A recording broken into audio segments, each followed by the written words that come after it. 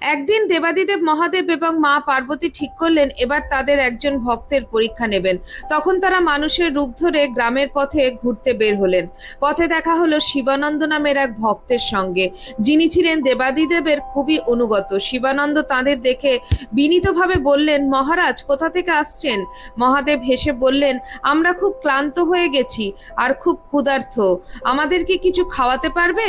শিবানন্দ সঙ্গে সঙ্গে হাত জোড় করে বললেন, সে কি কথা, নিশ্চয়ই, চলুন আমার বাড়ি, আপনাদের খাওয়াবো। বাড়ি গিয়ে স্ত্রী গৌরীকে বললেন, এই অতিথিদের ভালো করে খাওয়াও। গৌরী পাতায় শাক দিতে যাচ্ছিলেন, তখন মহাদেব বললেন, মেয়ে, আমরা পাতায় খাবো না, একটা থালা দাও। গৌরী একটু লজ্জা করে বললেন, প্রভু, আমাদের বাড়িতে তো মাত্র একটিই থালা আছে।